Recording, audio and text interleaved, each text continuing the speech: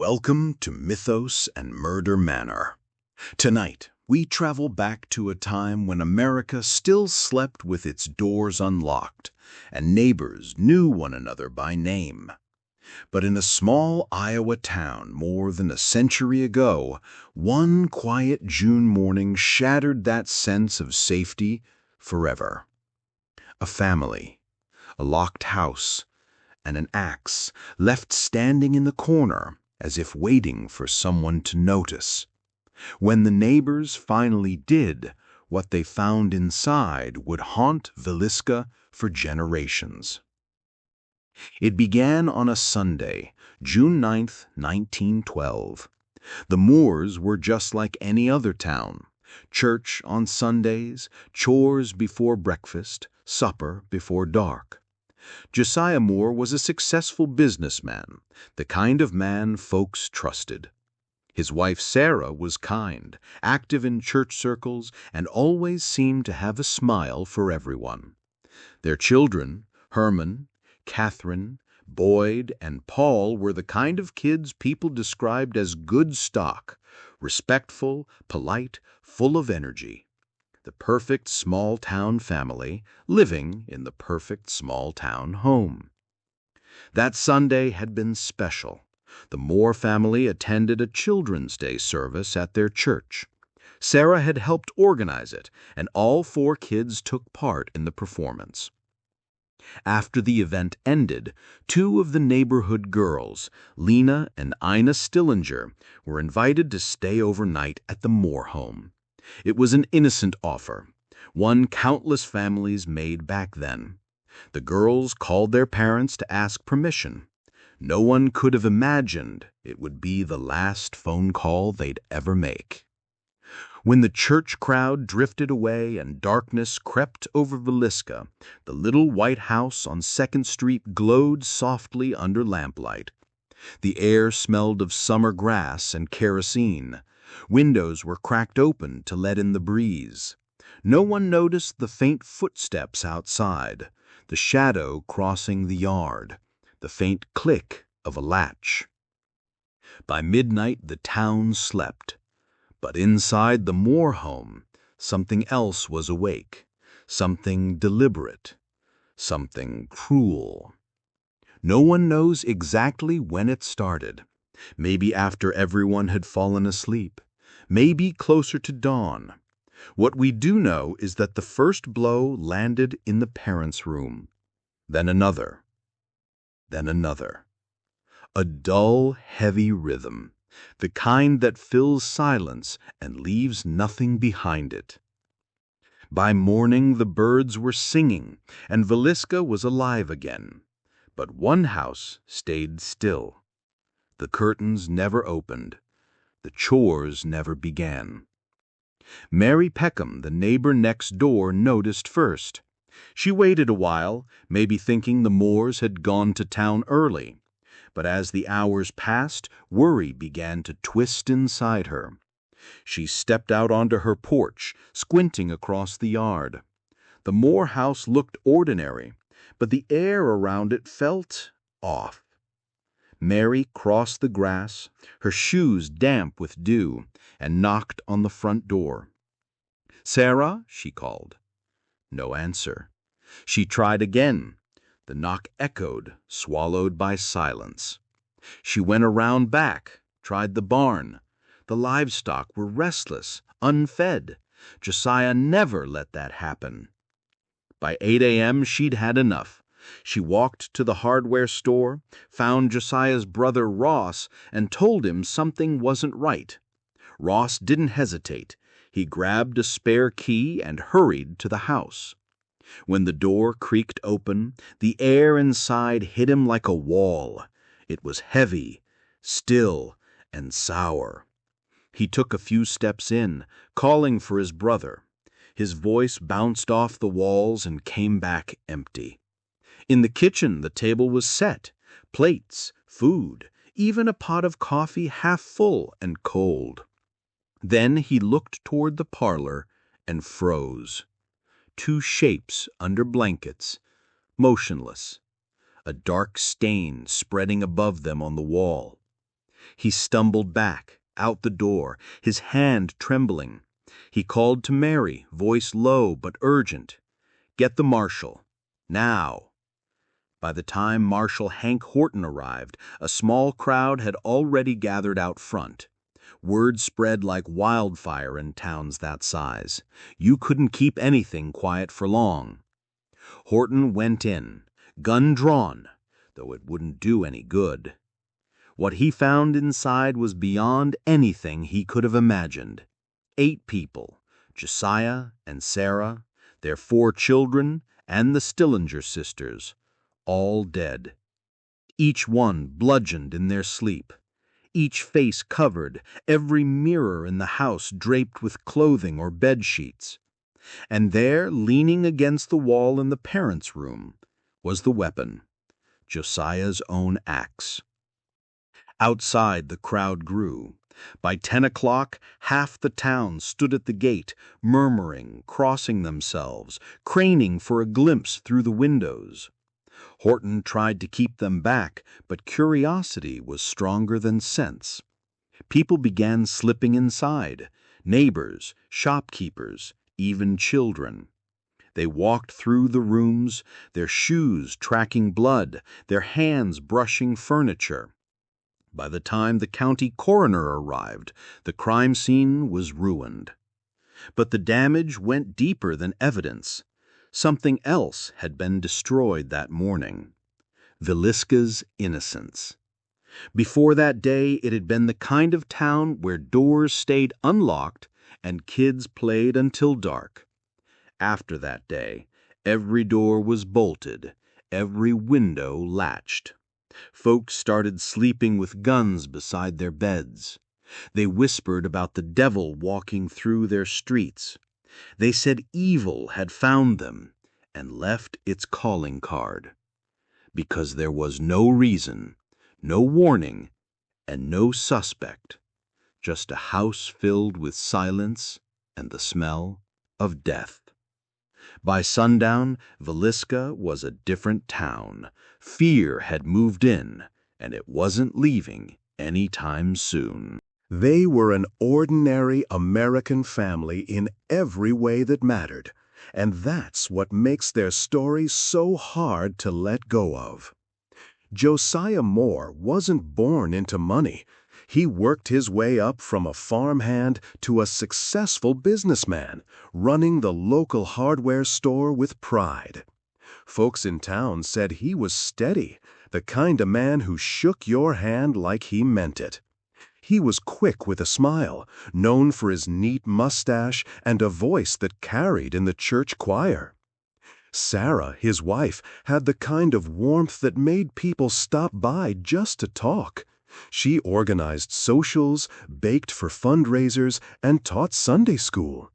If you asked anyone in Villisca who the heart of the town was, Sarah Moore's name came up every time. Their home on 2nd Street wasn't fancy, but it was full of life.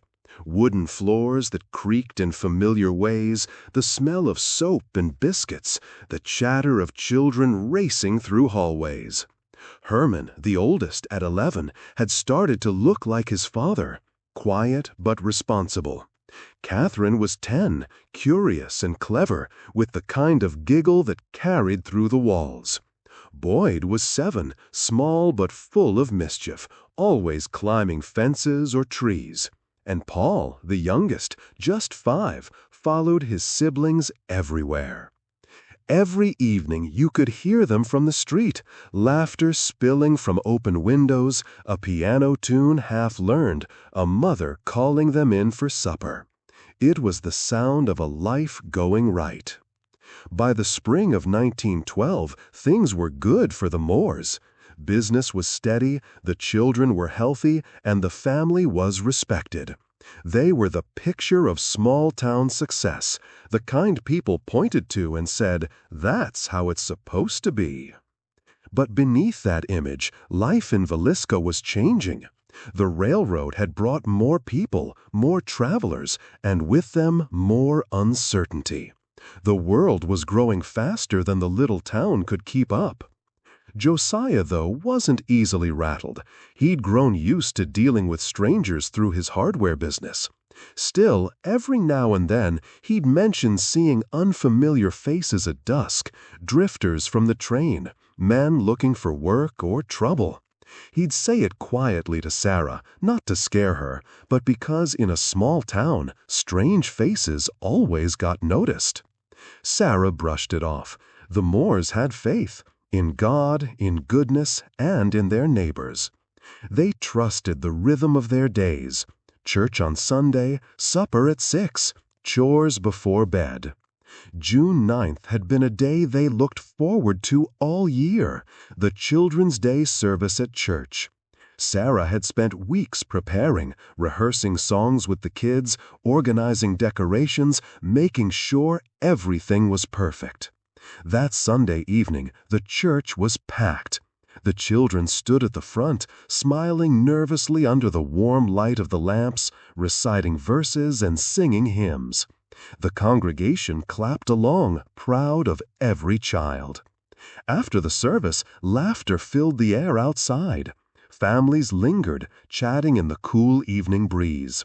The Stillinger sisters, Lena and Ina, were waiting for their parents, but it was getting late. When the Moores offered to let them stay the night, it was an easy decision. It was a short walk home the next morning, and everyone knew everyone. That was Villisca. Safe, neighborly, predictable. The walk back to the Moore home that night would be the last peaceful thing any of them ever did.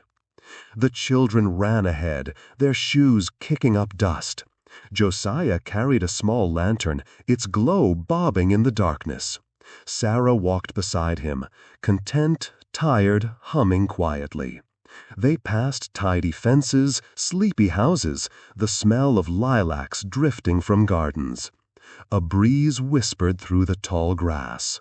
It was the kind of night that made you forget bad things could happen at all.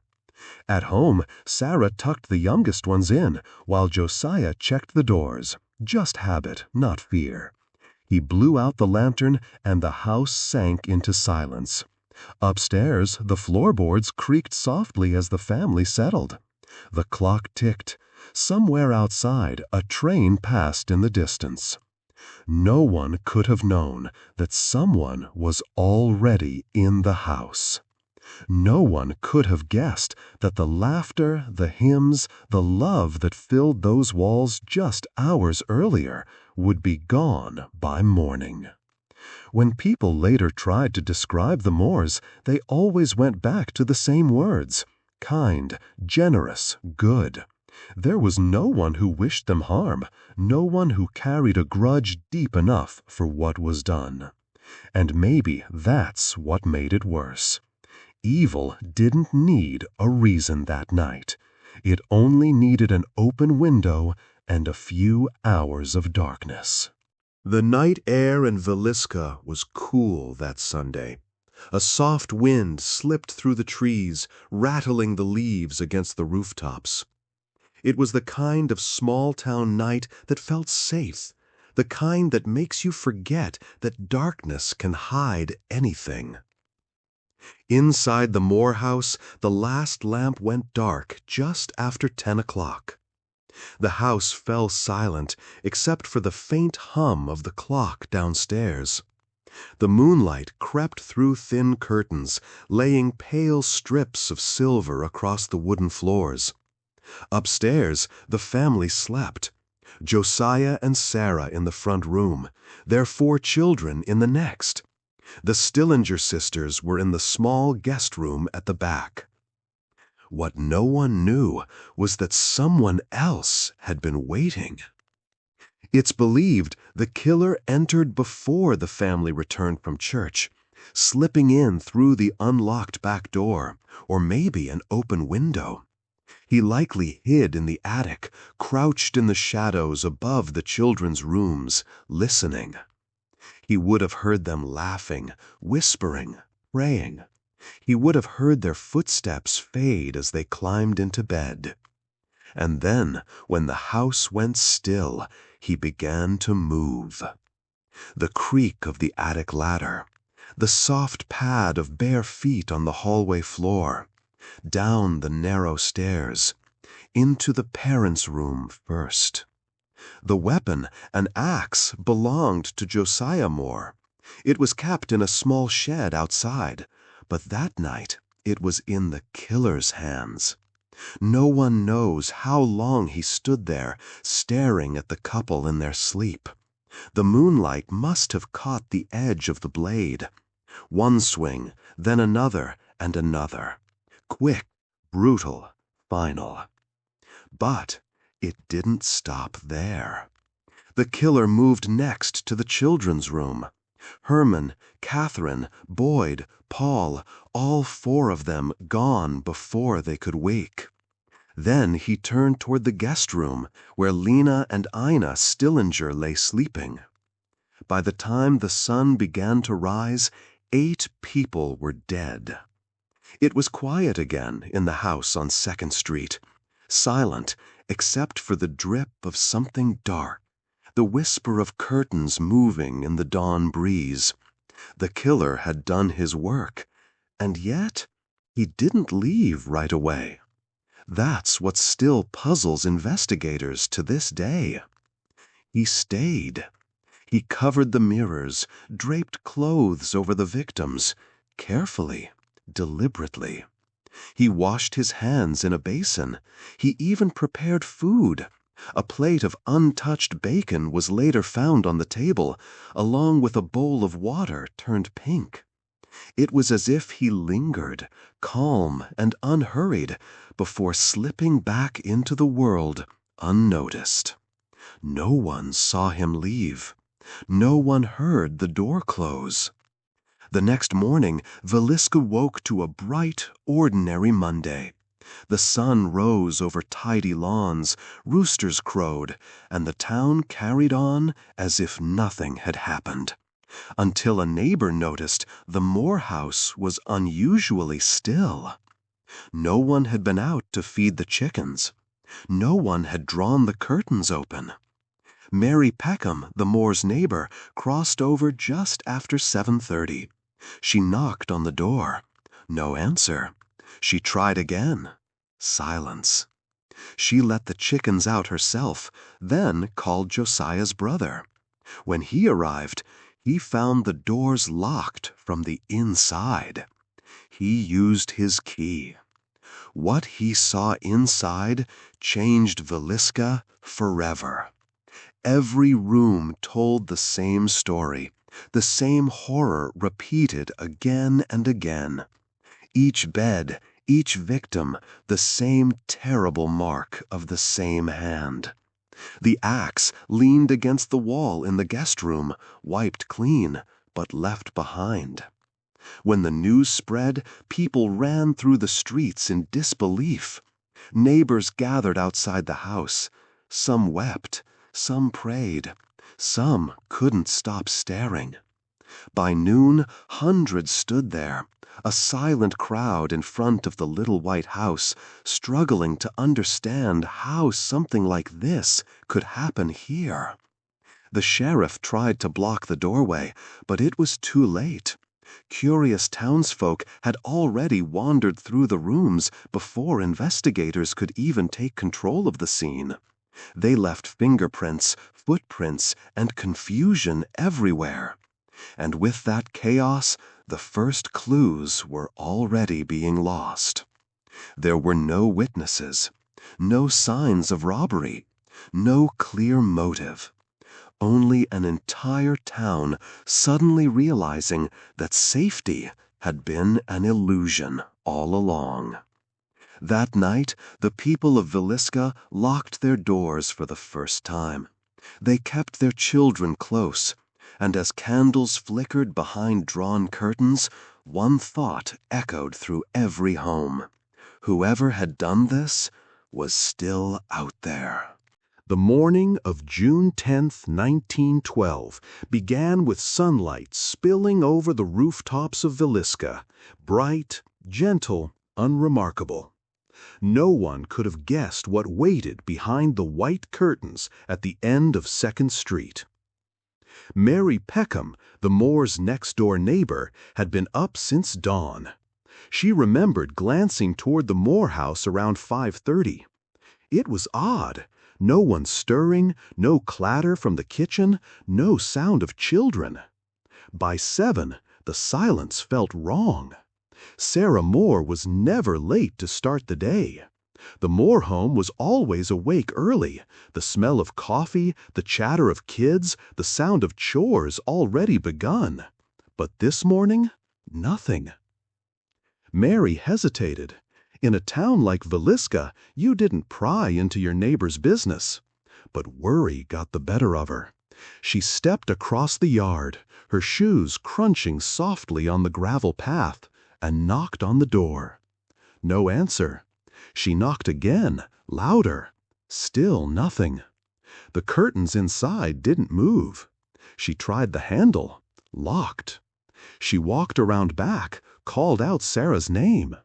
Only the clucking of chickens answered her. Uneasy now, she let the chickens out herself, then returned home to call Josiah's brother, Ross Moore.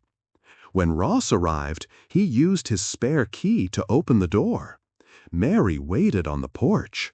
She would later say she could hear his footsteps crossing the floorboards, the creak of the stairs, and then silence. Moments later, Ross stumbled back outside, pale, shaken, his voice trembling. "Something terrible," he said. "Call the marshal." Marshal Hank Horton arrived not long after 8. He entered through the same door, the same hallway. Inside, the air was heavy, unmoving. The house was dim, curtains drawn. It didn't take him long to understand what had happened, but what he saw would haunt him for the rest of his life. The Moore family was gone, every one of them. Each room told the same quiet story of terror and finality. Bedsheets drawn up to faces, a dark shadow staining the floors. Horton found the Stillinger girls last. He turned away. He stepped back out onto the porch, removed his hat, and said only one word: murdered. Word spread faster than anyone could contain it. Within an hour, half the town was on 2nd Street. The White House disappeared behind a sea of people. Neighbors, churchgoers, strangers, gawkers. They pushed closer, whispering, speculating. No one wanted to believe it. No one could. Josiah and Sarah Moore were loved. The Stillinger girls were innocent. What kind of monster could do this? The marshal tried to hold them back, but people pushed forward anyway. They entered the house. Some wanted to see. Some said they didn't believe unless they saw it with their own eyes. By the time state officials arrived, the crime scene was ruined. Fingerprints smudged, evidence handled. A town's curiosity had erased the very clues they needed to catch a killer. Dr. Cooper, the town's physician, examined the bodies as best he could. He determined that the murders had occurred sometime after midnight. Each victim had been struck repeatedly, most while asleep. He said it was the work of a strong man, quick, deliberate, merciless. There were other details, too. The mirrors covered, a cloth draped over each victim, a bowl of water tinged pink. It wasn't random. It was ritual. As the day wore on, investigators from nearby towns arrived, from Red Oak, from Omaha, even from Kansas City. Reporters followed, hungry for a story. By sunset, the Villisca murders were no longer just a local tragedy. They were national news. In the years before radio, before television, crime spread by word of mouth and newspaper ink.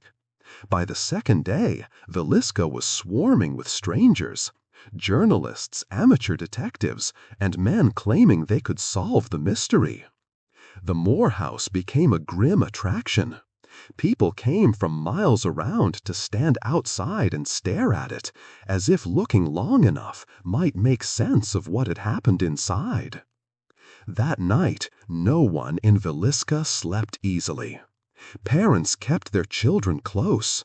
Lamps burned late behind curtained windows. The town that once left its doors unlocked now barred them tight.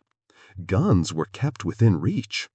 Every creak in the floorboards, every knock at the door, sent hearts racing. Rumors spread faster than facts. Some said a stranger had been seen leaving town on the morning train. Others whispered about drifters, jealous rivals, secret affairs. There were whispers, too, about religion, about evil in human form, about punishment and sin. The town's ministers tried to calm the people, but even their words felt hollow. By the end of that week, Villisca wasn't just grieving, it was unraveling. Neighbors who'd once trusted each other now locked eyes with suspicion. People who'd broken bread together stopped speaking. Because somewhere in that little town, or somewhere just beyond it, was a man who had slaughtered a family and vanished into the world. Every train whistle sounded like a warning. Every stranger's face was a question mark. For months, the people of Villisca lived in fear. Doors stayed bolted, windows nailed shut. And yet, the killer was never found. Years later, investigators would look back and say the same thing. The first 48 hours were chaos. The townsfolk, driven by shock and morbid curiosity, had walked right through their own answers. But it wasn't just the townspeople who failed. The investigators themselves were divided, untrained, and overwhelmed. The case was too big, too brutal, too strange. And as the newspapers began to call it the Axe Murders of Villisca, the real story, the human story, started to fade behind headlines and hysteria. Families moved away. Others stayed, but they never spoke of it again. The Moore house stood empty for years, the grass growing tall around it, the paint fading. Some said they could still see a light flicker in the windows at night. Others swore they heard the laughter of children, faint, echoing through the halls where life had once thrived. Villisca was never the same again. And the world beyond it, a world that once looked at small-town America as safe, honest, untouched, began to see that even the most peaceful places could hide unspeakable darkness. By the time the funerals were held, Villisca had changed forever. The church was packed wall to wall. Friends, neighbors, reporters, strangers. Coffins, small and large, lined the aisle, 8 in total. The hymn that morning wavered through tears. No one could look at the Moore children's faces without breaking down. But even as they mourned, questions pressed against the silence. Who could do this? Why the Moores? And why in such a way? The answers people hoped would come from the men now swarming their town, detectives, sheriffs, and private investigators, each with their own theory. But instead of clarity, they brought more confusion. The first suspect was the simplest, a stranger. A man seen walking near the train tracks early Monday morning, his clothes stained dark. 2 men claimed they saw him boarding a westbound train, carrying something heavy wrapped in cloth. The marshal wired ahead, but no trace was ever found. Then came the traveling preachers. One in particular drew attention, a man named Reverend George Kelly. He was peculiar, to say the least. Thin, nervous, with darting eyes and a soft, high-pitched voice. He'd been in Villisca that very night, attending the same Children's Day service as the Moores. Some recalled seeing him lingering near the church after everyone left. Others said he boarded a train early the next morning, hours before the bodies were found. Kelly fascinated the investigators. He wrote strange letters to women, preached about sin and purity, and seemed obsessed with the details of the murders. He even contacted the families afterward, claiming to have seen visions of what happened inside the house. At one point, he told a private detective that he'd been inside, that he'd heard the children's cries, that he'd felt God's will guiding his hand. It sounded like a confession, but there was something off about him, as if he didn't quite live in the same reality as everyone else.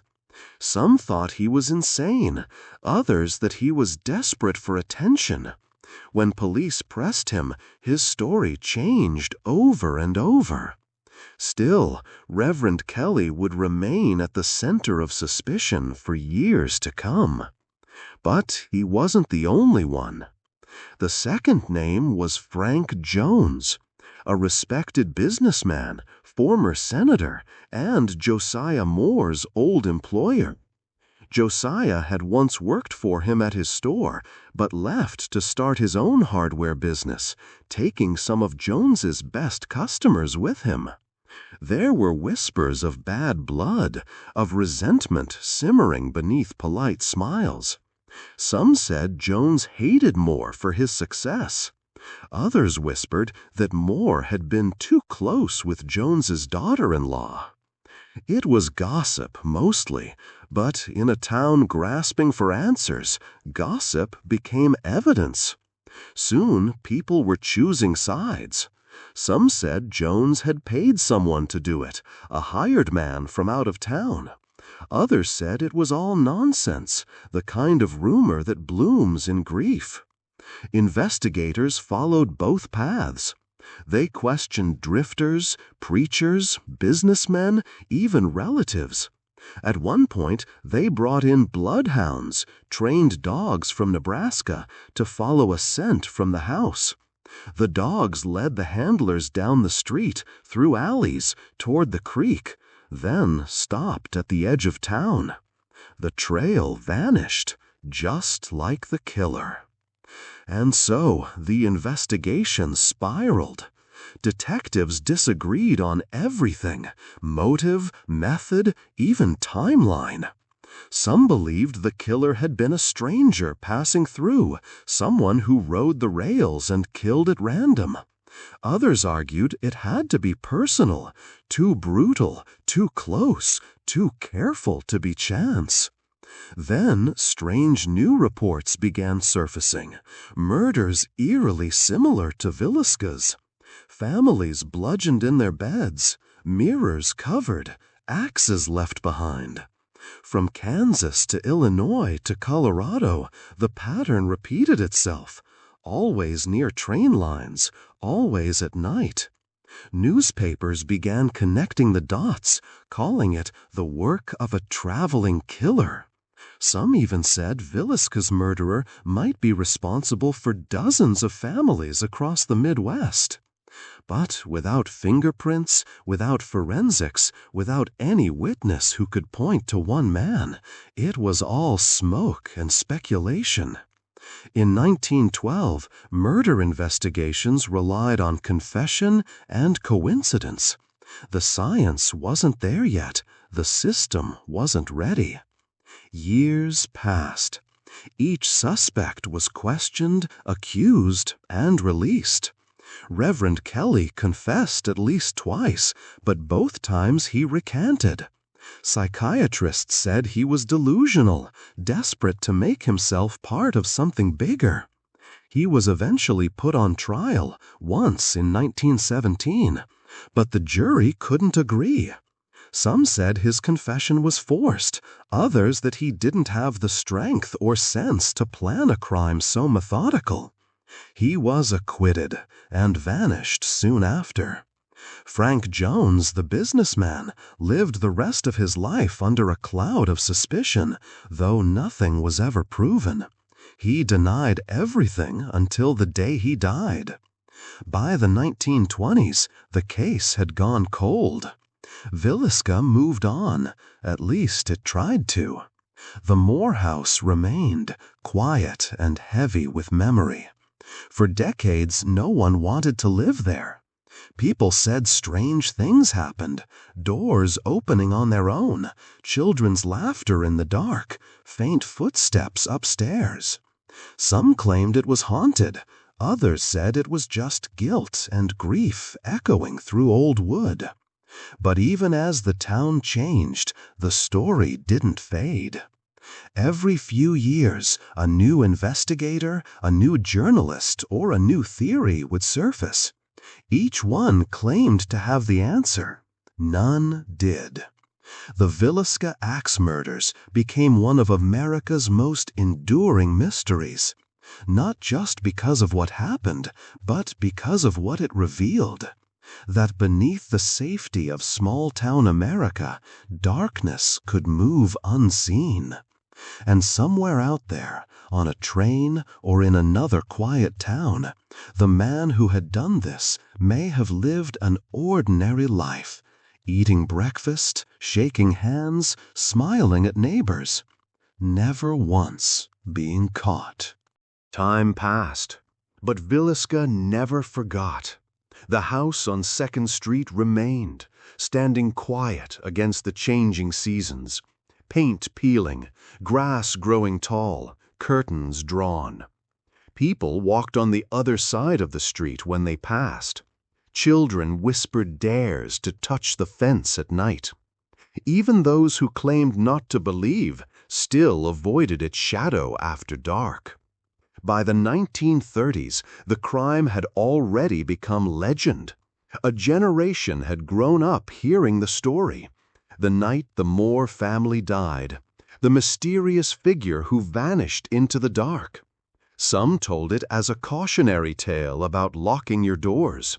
Others told it as proof that evil could find anyone, anywhere. But in truth, the story wasn't fading. It was transforming. The Villisca Axe murders became less about one man's crime and more about what it meant for everyone who heard it. Because what haunted people most wasn't just the brutality. It was the idea that the killer had lived among them, that he might have been someone they knew. By the middle of the century, the house had changed hands many times. Most owners didn't stay long. One family tried to live there, but moved out within weeks. They said the nights were unbearable. Footsteps upstairs, whispers in the hall, the sound of a child crying when no one was there. Another owner turned it into rental housing, but tenants never stayed. People said it wasn't just haunted, it was remembering. Decades later, as forensic science evolved, the Villisca case found new life among detectives and historians. In the 1970s and 80s, crime researchers began revisiting old records, looking for patterns, handwriting, psychological signatures. Some connected Villisca to the series of Midwest axemen murders that plagued the region between 1911 and 1914. Dozens of unsolved killings from Iowa to Colorado, all sharing uncanny similarities. Entire families attacked in their sleep, mirrors covered, lamps dimmed, and the killer slipping away by train. One name kept appearing in those modern reviews: Paul Mueller, a German immigrant who'd worked as a hired hand and disappeared after a similar murder in Massachusetts in 1897. His description matched reports from multiple towns. He was quiet, skilled with tools, known to travel alone, and always gone by morning. Some modern analysts, including FBI profilers, have suggested that Mueller might have been America's first true serial killer, long before the term even existed. If that theory is true, Villisca wasn't an isolated act of madness. It was part of something larger, a string of horrors stretching across states, tied together by railways, shadows, and the silence of night. Still, others believe Villisca was personal, that the way the killer lingered, the way he covered the faces and stayed inside afterward, spoke of something intimate, guilt, regret, or satisfaction. Modern psychologists point to signs of compulsion, ritualistic behavior, the need to control not just life, but the scene itself. Covering mirrors, washing, leaving objects behind. Those are acts that suggest obsession, not random rage. Had the killer been alive today, he would not have escaped so easily. Modern forensics could have changed everything. The axe, the bedding, the fingerprints, all contaminated in 1912 by careless onlookers, would today yield a wealth of DNA evidence. Trace blood, skin cells, even hair could have told investigators exactly who was in that house. Luminol could have revealed patterns of movement, hidden stains, footsteps in blood invisible to the naked eye. In 1912, there were no fingerprint databases, no DNA, no behavioral profiling. Even the idea of a serial killer was still forming. Crimes were seen in isolation, not as part of a pattern. Each town investigated its own tragedy, unaware that others were happening along the same train lines. That's the saddest truth of Villisca. It wasn't just the brutality of the act that left it unsolved. It was timing. The science didn't exist. The communication didn't exist. America wasn't ready yet to see evil as something that could travel, learn, and strike again. Today, with digital archives, criminal databases, and cross-state cooperation, the killer's trail might have been mapped within days. But in 1912, Villisca was a world apart, cut off by distance, by disbelief, and by its own innocence. And so the mystery lingered. The house stood empty through the decades, sometimes sold, sometimes let to rot, but always carrying its silence.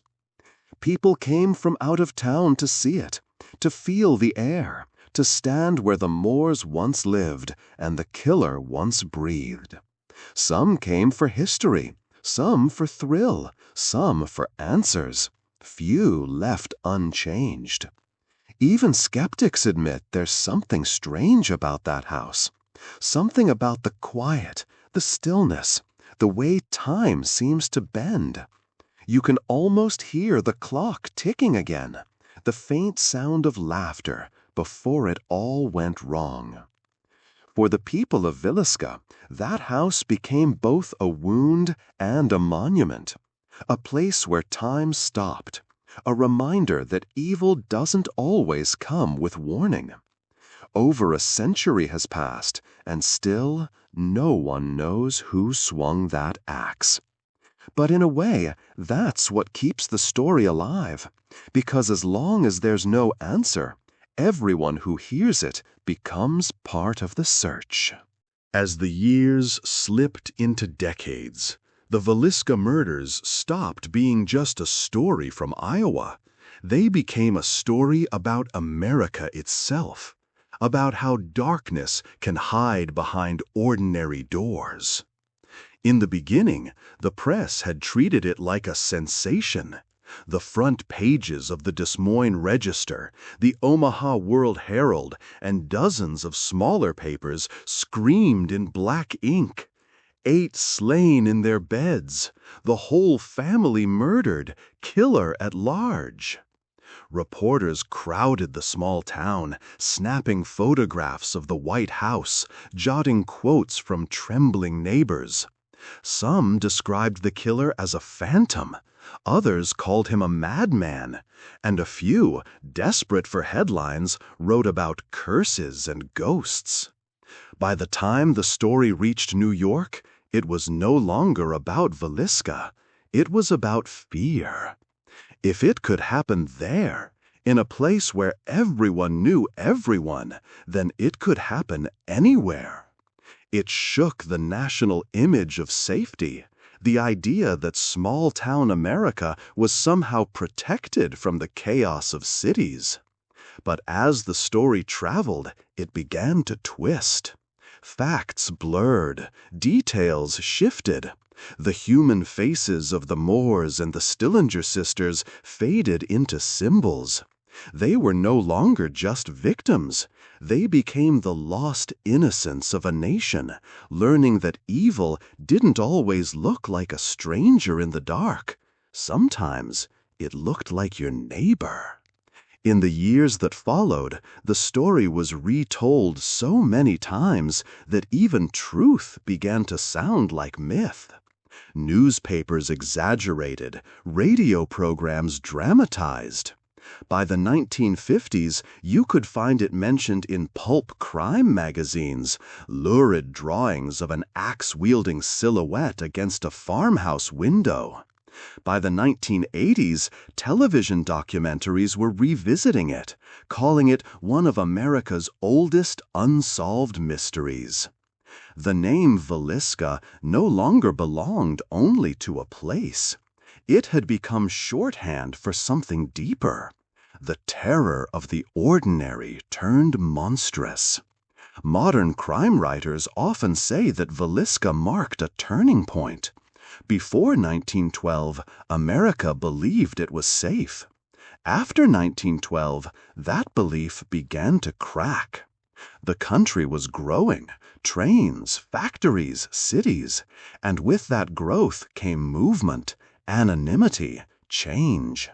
Villisca was the nightmare that proved the world had gotten too big to know everyone, too connected to be entirely safe.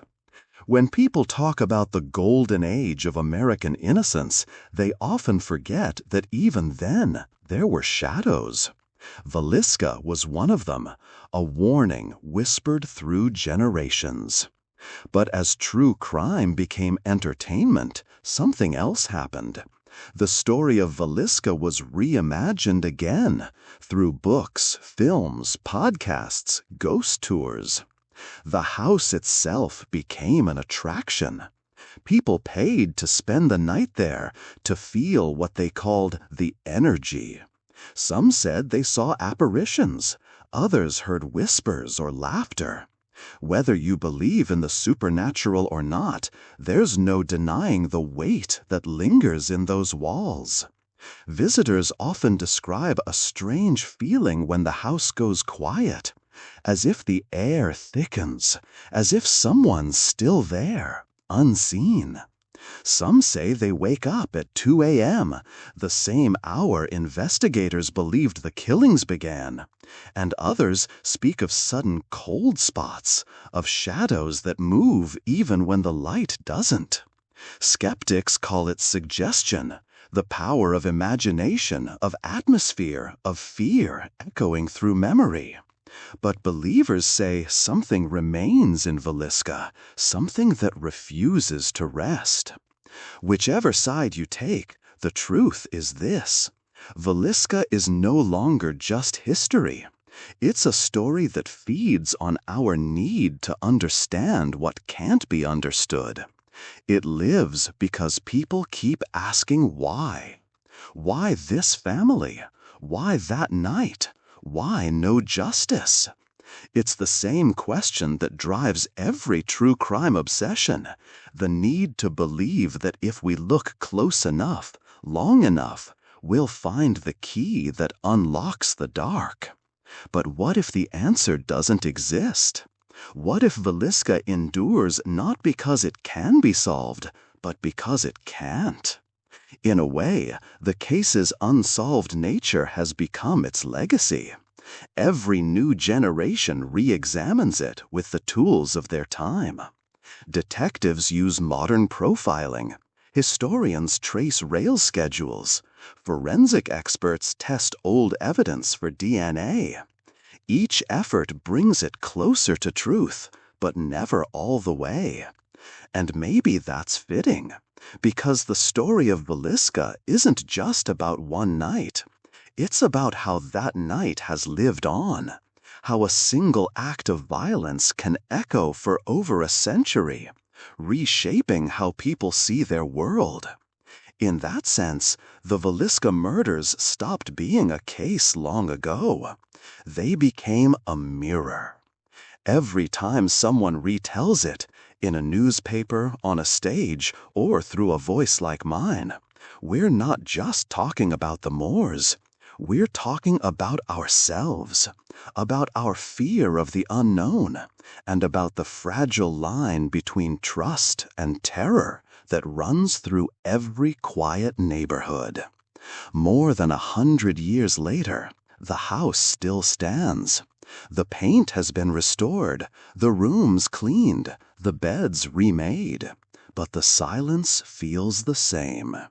And if you stand there at dusk, when the sun turns the windows gold, it's hard not to feel the weight of all that history pressing in, as if the house itself remembers, as if it's still waiting for the truth to finally come home.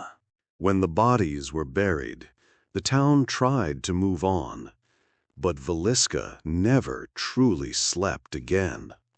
For months after the murders, windows stayed locked through the summer heat.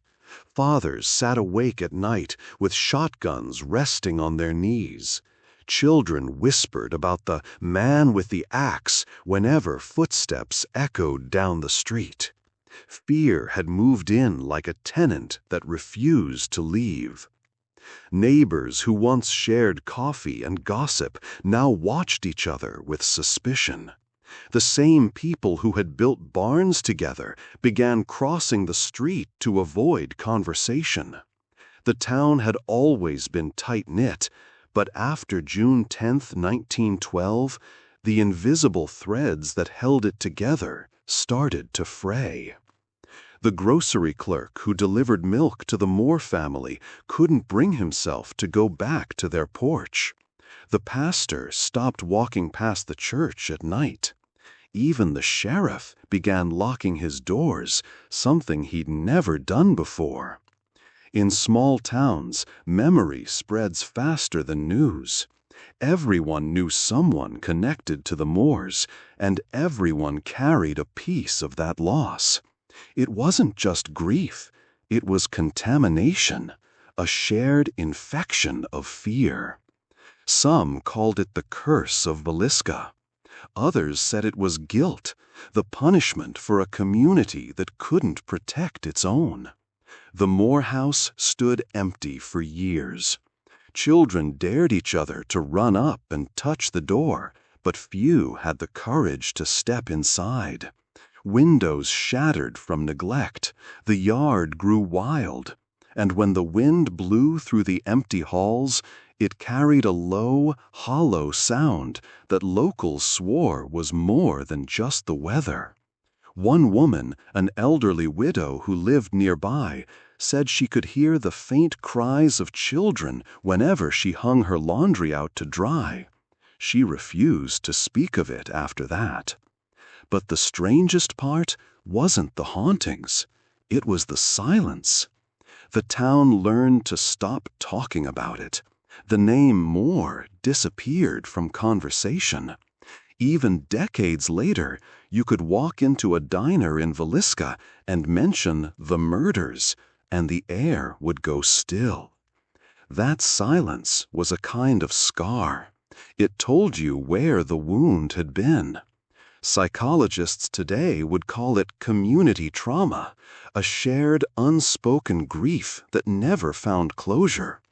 But in 1912, there was no language for that. People just carried it, like a weight under their ribs. The children who survived that summer grew up cautious, secretive, always expecting bad news. Many moved away as soon as they could. Those who stayed learned to pretend the house didn't exist. And yet, the house was always there, watching, waiting. Even in the 1950s, when a new family tried to live there, they lasted only a few months. They said the nights were too long, the sounds too strange. They moved out without saying goodbye. When true crime enthusiasts began to rediscover the case in the late 20th century, Villisca found itself caught between two worlds, the one that wanted to forget and the one that wanted to remember. Tourists arrived with cameras. Journalists asked old residents about that summer morning. Some locals refused to speak. Others, tired of the silence, began to tell their stories. One man, whose grandmother had been a child in 1912, said she never went to sleep without checking every door twice. Another remembered his father forbidding him to walk alone after dark, not because of robbers, but because of ghosts. The fear had become generational, passed down like folklore. What makes Villisca different from other unsolved murders isn't just the brutality. It's the way the town itself became part of the crime. The people changed, the rhythms changed. It wasn't just one family that died that night. It was an entire community's sense of safety. Sociologists studying the case a century later noticed something else, that the longer the crime went unsolved, the deeper the town's obsession became. The unknown is a powerful thing. It fills silence with imagination. It turns fear into myth. And maybe that's why Villisca became what it is today. Not a tragedy frozen in time, but a live-in legend that still breathes in whispers and shadows. If you ask residents today whether they believe the house is haunted, most will smile a little before answering. Some say no, that the only ghosts are memories. Others say yes, that certain things stain a place forever. But if you listen closely to that hesitation, the pause before the answer, you'll hear something else. The echo of fear that still lives in the heart of that little town. Because Villisca didn't just lose 8 lives. It lost its innocence. Its belief that the world made sense, that if you were good and kind and neighborly, nothing bad could happen to you. And once that belief is gone, once you've seen how fragile safety really is, it never comes back. Every true crime story has 2 victims, the ones who die and the ones who live on. Villisca is full of the latter. Generations still shadowed by an event that ended more than a century ago, still asking the same question that no one can answer. Why?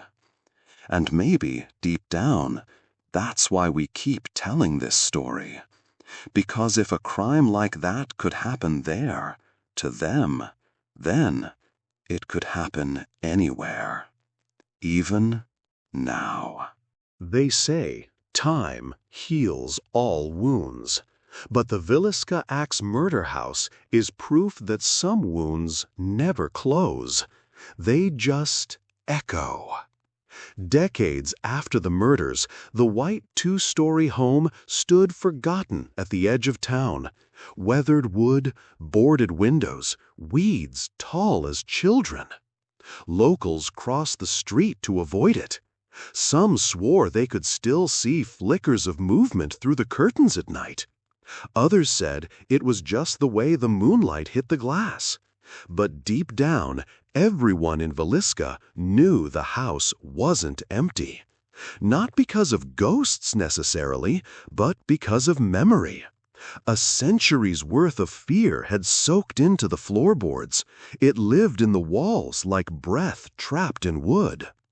In the late 1990s, when the house was restored to its original 1912 condition, something strange happened.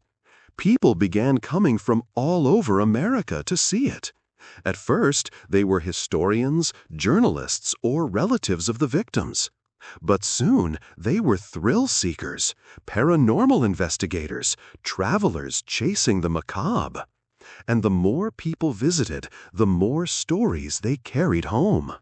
One woman from Texas said she spent a night there and woke to the sound of children giggling in the hallway. When she turned on her flashlight, the sound stopped instantly. A man from Illinois claimed his camera batteries drained the moment he entered the attic, the same attic the killer was believed to have hidden in before the murders began. A group from Kansas City said they recorded a voice whispering, "I'm still here." You can dismiss all that as imagination if you want, but when enough people tell the same story, it starts to feel heavier than coincidence. The Villisca House has become a paradox, a place of death that brings the living together. Every year, thousands of visitors step through that narrow doorway, not because they want to see ghosts, but because they want to feel close to something that defies explanation. Some stay overnight, sleeping in the same rooms where the Moores once lived. They bring recorders, cameras, motion sensors, tools of the modern ghost hunter. But what they're really searching for isn't proof of spirits. It's proof that the past still matters. When the lights go out and the air grows cold, most people report the same sensation. A weight in the room, a feeling that someone else is standing behind them, watching. Psychologists say it's the human mind responding to fear, that in silence we invent company, that in darkness we fill the void with presence. But in Villisca, that explanation never seems enough. Even skeptics walk out different than they walked in. It's as if the house shows you something, not of ghosts, but of yourself. Your curiosity, your fear, the uneasy thrill of brushing against tragedy without being part of it. There's a reason the story endures. The world is full of unsolved murders, but few grip the imagination like Villisca. Maybe it's the simplicity, a small town, a loving family, a single night of horror. Maybe it's the emptiness of answers, or maybe it's because the story taps into something ancient, the human need to make meaning out of senseless loss. Over time, myths began to layer on top of fact. Some said the killer was a drifter who kept returning, drawn by guilt. Others whispered that the house itself was cursed, that anyone who disturbed it would invite tragedy. One tale claimed a man once laughed at the story and dared the spirits to prove they existed. Days later, his car left the road on a clear night, and he was gone. Coincidence, perhaps, but in Villisca, coincidences always feel like patterns. Even modern paranormal shows couldn't resist. They filmed episodes there, cameras catching orbs of light, audio recorders capturing faint whispers. The audience loved it, ratings spiked. But for the people of Villisca, the attention was a double-edged sword. On the one hand, it brought tourism, money for a town that needed it. On the other, it reopened a wound they'd tried for generations to bury. Some locals still won't speak the name aloud. To them, it's not a mystery to solve, it's a scar to respect. But to others, especially younger residents, it's a story that defines the town, a reminder that even in the quietest places, history hums just beneath the surface. In 2014, a man participating in a ghost hunt stabbed himself inside the house shortly after midnight. He survived, but no one could explain why he did it. He said he felt something take over him, something dark, heavy, impossible to resist. After that, the story of Villisca deepened again, blurring further between the physical and the spiritual. Even now, paranormal investigators describe the house as active. They say the energy shifts with emotion, that it feeds off attention, fear, even sympathy. Whether that's science or superstition, it's hard to say. But here's what can't be denied. The Villisca Axe Murder House has become one of America's most haunted landmarks. Not just of what happened there, but because of how it lives on in the minds of those who visit. When night falls over that little Iowa town, the street grows quiet. The house stands still, its windows reflecting the moonlight like unblinking eyes. And if you listen, really listen, you might hear the echo of an old screen door creaking open somewhere in memory. Maybe it's the wind. Maybe it's something else. Either way, it's a sound that reminds you of how thin the wall is between the living and the lost. More than 100 years have passed since the night of June 10th, 1912. The world has changed beyond recognition, yet somehow the house in Villisca remains. Still standing, still waiting.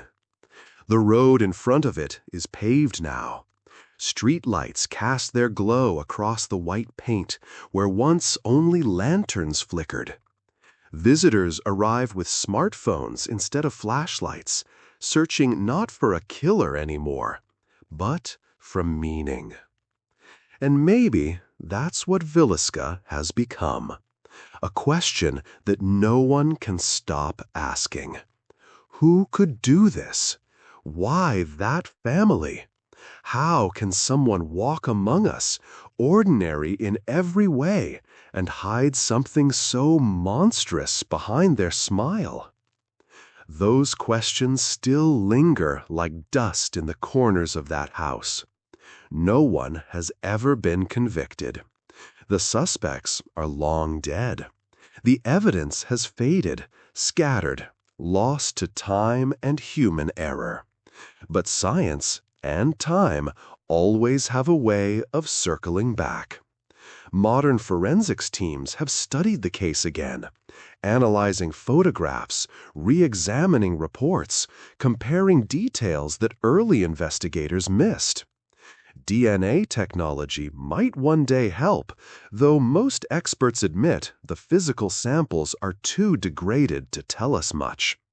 Still, the pursuit of truth continues, not because justice is possible anymore, but because understanding matters. Forensic psychologists often point to the Villisca murders as a study in escalation, the precision, the rage, the silence. It wasn't random, they say. It was ritualistic, controlled. And that's what makes it so frightening. In many ways, Villisca predicted what America would later see in the age of the serial killer. BTK, the Zodiac, the Night Stalker. All of them ordinary men who hid extraordinary cruelty beneath calm faces. All of them walking in daylight among neighbors who never suspected a thing. That's what Villisca teaches us, that evil doesn't always arrive with a warning. Sometimes it just walks quietly up your front steps, lets itself in, and closes the door behind it. If you stand in that house today, in the middle of the night, you can hear the hum of the world outside, cars, phones, voices, life moving on. But inside, time stands still. The clock on the wall is frozen at an hour no one can quite agree on. The beds are made. The air feels heavy. And in that stillness, you start to understand something. That Villisca isn't just a place. It's a story about what happens when we lose faith in the safety of our own homes. The house doesn't haunt because of ghosts. It haunts because of what it represents. The moment a community realized that monsters don't always live in the woods or hide in dark alleys. Sometimes they mow their lawns and wave from the driveway. There's a lesson in that, not to live in fear, but to look a little closer, to remember that trust is fragile, and that even the quietest towns carry their own shadows. So tonight, as you turn off the lights and lock your door, think about this. How well do you really know the people around you? Could the person you pass every day, your neighbor, your coworker, your friend, be hiding something darker? I'll leave you with that question. This is Mythos and Murder Manor. Thank you for joining me tonight. If you have theories, thoughts, or other cases you'd like me to investigate, share them in the comments. And remember, monsters don't live under your bed. Sometimes they live right next door.